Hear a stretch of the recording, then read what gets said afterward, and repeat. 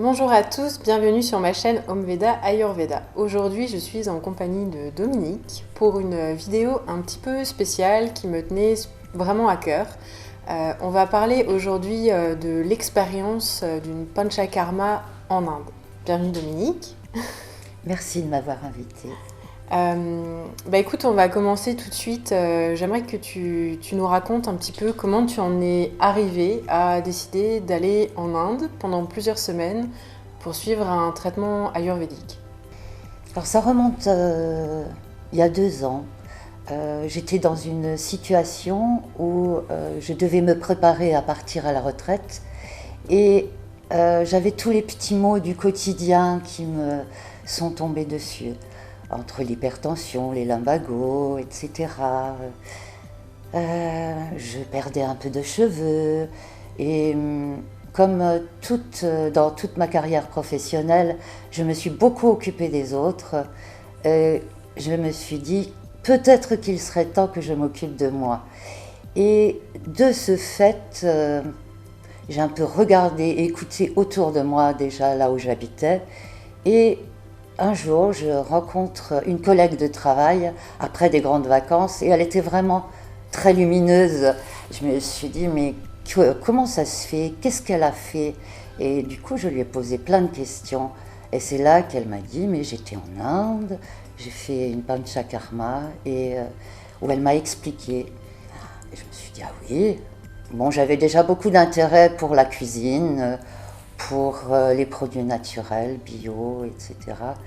Et je me suis dit, tiens, pour préparer ma retraite, ce serait peut-être bien pour moi d'y aller.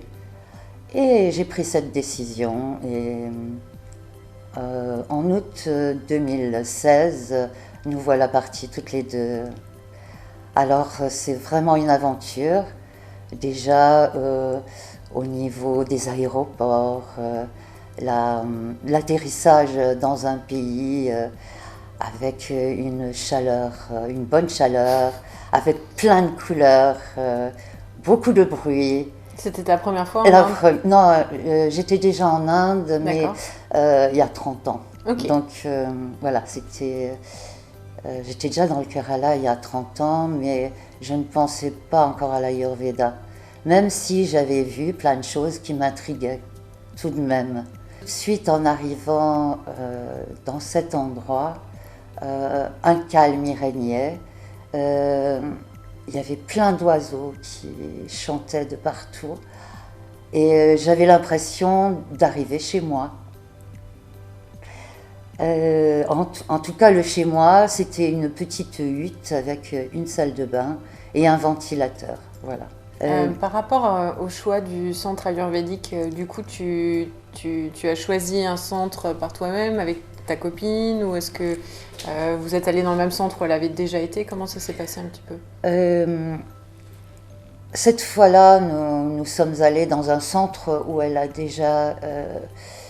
déjà fait 2 panchakarma avant et elle avait beaucoup recherché et en trouvant qu'il y avait beaucoup d'instituts qui se disaient très renommés et qui étaient tournés vers le wellness, mais pas vers une cure profonde. D'accord. Est-ce que oui. tu peux me raconter, donc une fois que tu es arrivé au centre, après moult aventures, comment ça s'est passé les premiers contacts avec l'équipe médicale? Comment est-ce que tu as été installé un petit peu dans le centre? Donc nous sommes arrivés au petit matin vers 5h30. Une installation dans la case et un rendez-vous tout de suite à 8h30 avec les médecins. Voilà, on s'est dit, ça y est, ça commence. On n'a même pas le temps de dormir que déjà on est embarqué. Et oui, donc c'était assez surprenant. Il y avait 2 médecins et qui avaient un œil, on pourrait dire, aiguisé, qui m'ont observé comment je me déplace, Je voyais bien qu'ils scrutaient le fond de mon œil, comment était ma peau. Ils m'ont tout de suite demandé, est-ce que ça vous dérange si on prend le pouls, on écoute le cœur, poser quelques questions. Et on t'a posé des questions sur ton médicales. alimentation, ton mode de vie un petit peu Oui, aussi. mon mode de vie, qu'est-ce que je faisais comme travail, dans quoi j'étais impliquée, dans la famille, mon environnement, qu'est-ce que je mangeais, enfin, dans quel style d'alimentation j'étais, quelles étaient mes préoccupations, et aussi si j'avais fait un examen sanguin avant de venir, ce qu'ils trouvent toujours précieux, et de toute façon, ils en font un à la première visite. Du coup, tu as eu un diagnostic établi dès le premier rendez-vous avec dès le premier rendez-vous médecin. pour voir quel dosha, quelle était mon alimentation pendant le séjour, quels étaient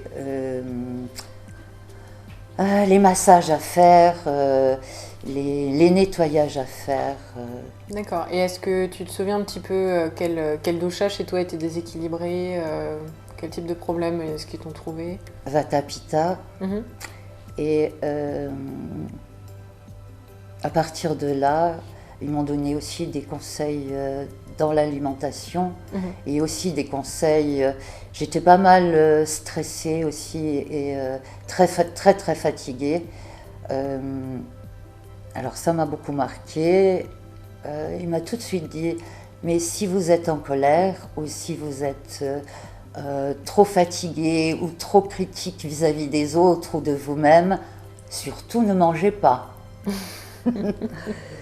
Voilà, ce que j'avais déjà remarqué par moi-même, que quand j'étais un peu grincheuse, les émotions un peu fortes, et que je mangeais là-dessus, j'avais mon métabolisme qui me criait non, surtout pas. D'accord. Voilà. Et alors après cette première visite, tu as tout de suite commencé les soins dans la journée? Alors, il y a donc cette visite chez les médecins.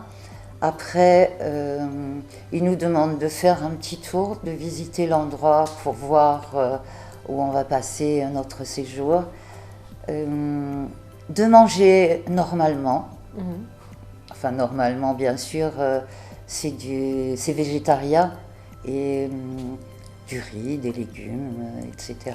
Enfin, plein d'autres petites choses, et des petites sauces, des préparations. Donc le premier jour, il n'y a pas de distinction avec les doshas.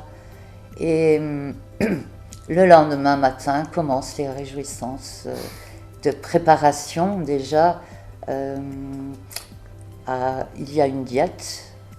Donc c'est une soupe de riz avec quelques légumes cuits à l'eau.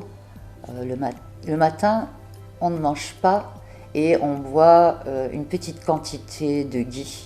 Donc c'est du beurre clarifié qui est utilisé donc, Voilà. pendant les panchakarma pour préparer en fait et protéger l'organisme pour les traitements qui vont venir.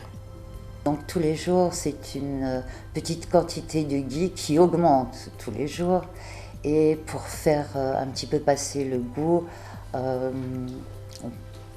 j'ai pu mâchouiller des graines de cardamome et tout au long de la journée, boire de l'eau de gingembre.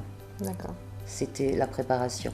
Au bout de ce temps-là, il y a une purgation orale. J'ai volontiers passé la journée dans ma chambre. Oui.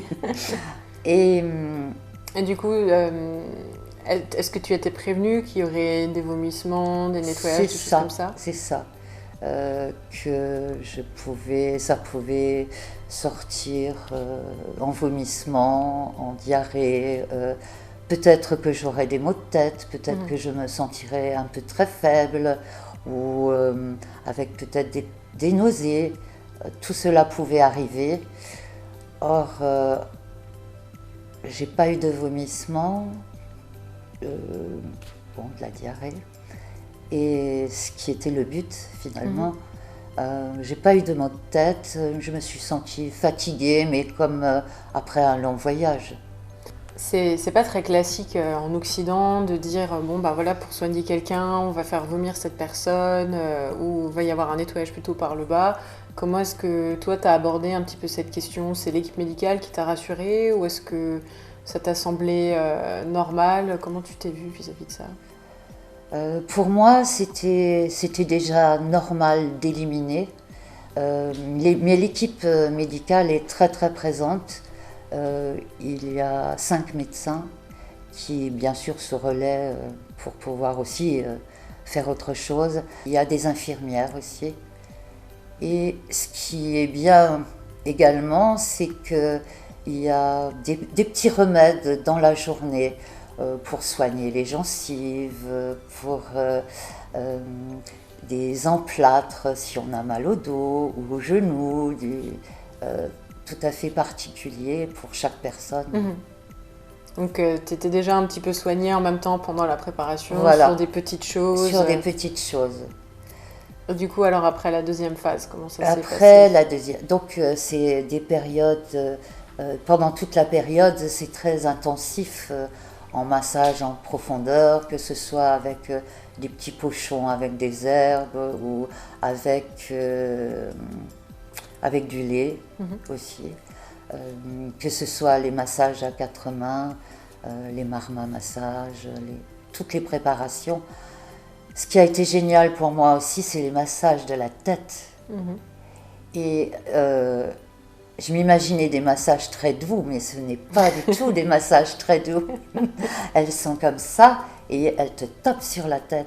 Et moi, j'étais tellement fatiguée que je m'endormais alors qu'elles me tapaient sur la tête. C'était magique. Et alors, tu avais un massage par jour ou tu en avais plusieurs? Plusieurs. Il y a au moins un minimum de 3 massages par jour, plus après des périodes de soins des oreilles ou de soins des yeux. C'est chaque fois par 3. Ce qui me paraît juste aussi. Et en parallèle de ça, tu avais une prise de plantes également? Oui.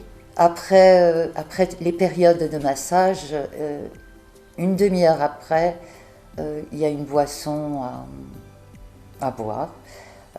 Pour moi, c'était du gooseberry amalaki. L'amalaki, c'est une des baies qui est la composante du trifala et qui est principalement utilisée pour soigner Pitta.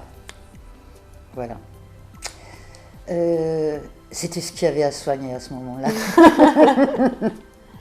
Et d'ailleurs, j'en profite tout de suite pour te demander par rapport justement à Vata, Pitta, ce genre de choses.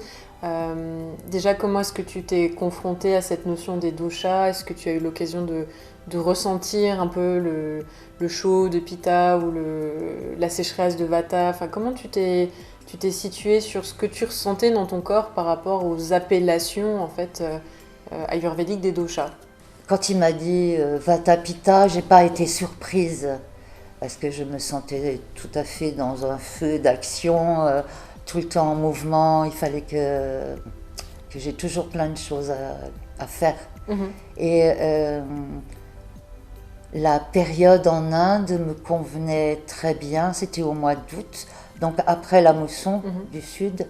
Et il faisait une 30aine de degrés et ça me convenait très très bien. Déjà au niveau... j'ai l'impression que ça a été un apaisement parce que je crois que les trop froids, ça ne me convient pas. Les trop chauds, pas non plus. Et c'était, à ce niveau-là, c'était l'idéal. Je sentais bien aussi qu'il y avait un déséquilibre et qu'au niveau de l'alimentation, je devais aller dans un autre sens ou compléter ce que je faisais déjà. Et de ce qui me conseillait aussi, et ça m'est resté après, de me nettoyer la langue le matin, tous ces petits rituels qui font aussi qu'on prend soin de soi. Donc tu as réussi à t'approprier un petit peu certaines choses qui se sont passées là-bas. C'est ça que je cultive toujours encore. Donc on en était après la purgation.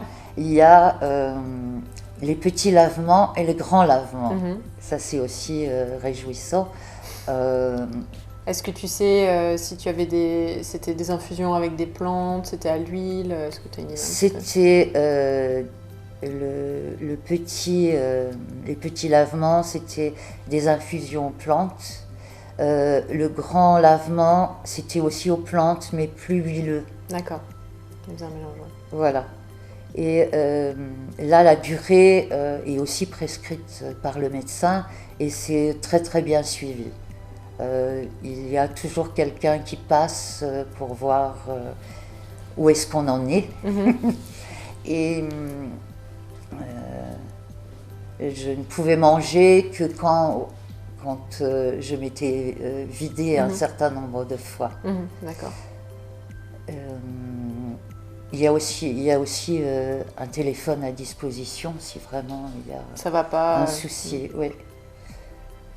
Parce que de se retrouver comme ça face à soi-même, de se nettoyer de l'intérieur, on a quand même... Enfin, j'ai eu l'impression de faire un voyage intérieur aussi. Oui, parce que nous, on a une vision assez distanciée de notre corps, qu'on souhaite généralement contrôler, qui est, s'il ne fonctionne pas correctement, un problème. C'est vrai qu'une panchakarma, du coup, voilà, on vient rentrer des huiles, des plantes dans le nez, dans l'anus. Oui. Enfin, il se passe énormément de choses où on est obligé, en fait, de se reconnecter avec l'intérieur de son organisme. Et je pense que ça devait être un petit peu chamboulant quand même à certains niveaux. Ah oui, parce qu'on se retrouve face à soi-même, face à ce que notre corps nous révèle aussi. Mhm. Et ce fameux lâcher-prise dont je parlais au début, ça m'a ouvert les yeux je le savais, de vivre le présent, bien sûr en tenant compte de mon passé et en allant vers un futur, mais d'être présent, de lâcher les amarres et puis de rester ouverte avec ce qui venait à moi. Mhm. Voilà, c'est comme ça que je l'ai vécu. C'est un peu le processus mental que tu as fait pendant cette cure, en fait. Voilà. Alors tout ça, ça a été soutenu. Tous les matins, il y a du yoga. Mhm. D'accord. Alors de bonne heure, parce qu'ils pensent que c'est très bien, de bonne heure, 6h30. Bon, voilà. C'est peut-être pas l'heure que j'aurais préféré pour faire mon yoga, mais c'était ça. Mm. Après, il y a aussi toutes les rencontres que j'ai pu faire et j'ai pu remarquer que c'est des gens du monde entier qui viennent, toutes les professions, pas les plus riches, mais beaucoup de personnes qui se disent mais si je veux encore vivre plein de belles choses, il faut aussi que je prenne soin de moi. Et c'est ce que tu me disais avant qu'on se rencontre, que tu avais vu des dames vraiment très âgées, que tu avais vu des jeunes, oui, des gens de toutes les cultures. Toutes les cultures, de tous les âges. Enfin, de tous les âges, ils ne prennent pas les enfants. C'est encore tout un autre processus. Et du coup, tu me disais que tu avais pu rencontrer pas mal de gens, donc il y a quand même une possibilité, par rapport, je pense, à ceux qui pourraient avoir des réticences sur l'idée de se retrouver enfermé seul dans une chambre, dans un centre, à l'autre bout du monde. Il y a quand même des contacts un petit peu avec d'autres personnes dans le centre. Alors, ce qui est formidable, c'est qu'il y a toujours quelqu'un qui se préoccupe de savoir si tu es bien ou pas bien. Des personnes que tu ne connais pas, que tu apprends à connaître un petit peu à travers ce qu'elles te racontent. Et alors, je trouve, ce qui est magique dans ces rencontres, c'est que c'est des rencontres de personne à personne. Mhm. On n'a rien à prouver, on n'a rien à vendre, on n'a rien à vanter. Vous on buvez est le soi. même verre de Guy tous les matins. Voilà. Et on va au même endroit. Donc, jusque-là, tout va bien. Donc tu l'as un peu vécu à la fois comme une expérience à l'intérieur de toi, mais en même temps aussi avec une certaine ouverture De rencontre, oui. de simplicité dans l'échange avec d'autres personnes. C'est ça. D'accord. Oui. Avec après des contacts. pour le plaisir, pour savoir si on se revoit un jour. Ok. Voilà. Et par rapport, encore une dernière chose, à ton traitement, tu m'as parlé de ton évolution intérieure un petit peu. Au niveau physique, est-ce que tu as vraiment ressenti une différence par rapport aux problématiques avec lesquelles tu es arrivée et comment tu en es ressortie? Ça a été un cheminement jusqu'à peu près au milieu de la cure. Je me suis regardée dans le miroir et je me suis dit, mais j'ai une autre peau. Okay. Et effectivement, et je le voyais chez les autres aussi, ils avaient un teint lumineux, reposé, un pas alerte, alors qu'avant traînait la savate, et un mieux-être, un mieux-être, avec plein d'idées.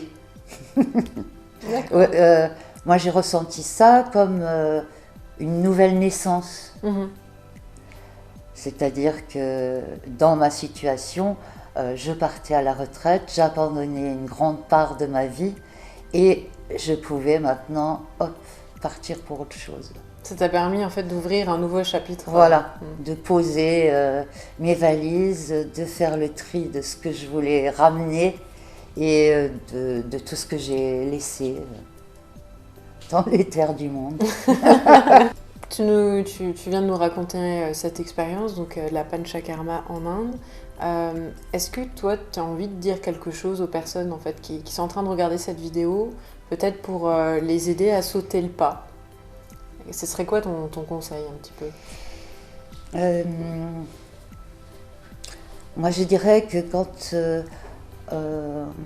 on est dans une situation inconfortable ou entre deux, il faut oser partir à l'aventure des autres, mais aussi de soi-même. Et le Panchakarma est pour moi le voyage idéal pour s'embarquer vers de nouvelles aventures. Voilà. Alors, quant aux bénéfices que j'ai pu en tirer après, je me suis sentie pleine d'ardeur pour commencer à chanter, faire des choses artistiques. Tu as vraiment senti une nouvelle porte une ouverte, nouvelle ouverture en rentrant chez toi? Tout à fait, oui. Et je vais repartir l'été 2018, parce que je crois qu'il faut que je clôt quelque chose qui est encore un peu latent en moi, et des nouvelles aventures, voilà. Super. Je voulais te remercier, Dominique, pour ton témoignage qui, je pense, est vraiment très précieux. Moi, ça me tenait vraiment, vraiment à cœur de mettre en fait une histoire, plusieurs histoires autour de l'Ayurveda, de ce que c'est une Panchakarma, parce que donc, sur cette chaîne, j'essaye de transmettre déjà des choses qu'on peut facilement appliquer chez soi. Mais le voyage, la cure, quand vraiment on a besoin de marquer un nouveau départ dans sa vie, c'est quelque chose d'important et ça me semblait évident en fait de représenter par l'expérience de quelqu'un en fait ce que ça peut être une Panchakarma. Alors bien sûr ça peut se dérouler de plein de manières différentes, mais voilà, vous avez un petit peu les bases du déroulé en fait de la cure, un petit peu comment ça se passe avec l'équipe médicale, qu'est-ce qu'on fait, et un petit peu le genre de process internes et physiques qui peuvent se passer. Je vais vous mettre en bas dans la description donc, le lien sur le centre dans le Kerala où Dominique a fait sa cure. Si vous avez apprécié cette vidéo, n'hésitez pas donc à mettre un pouce pour le faire savoir. Je vous invite également vraiment à partager cette vidéo. N'hésitez pas à la partager peut-être avec des proches qui auraient besoin éventuellement de passer par ce genre de processus de soins. Et donc sur ce, je vous retrouve la semaine prochaine pour une toute nouvelle vidéo. Et d'ici là, je vous souhaite à tous une très belle semaine. Ciao, ciao!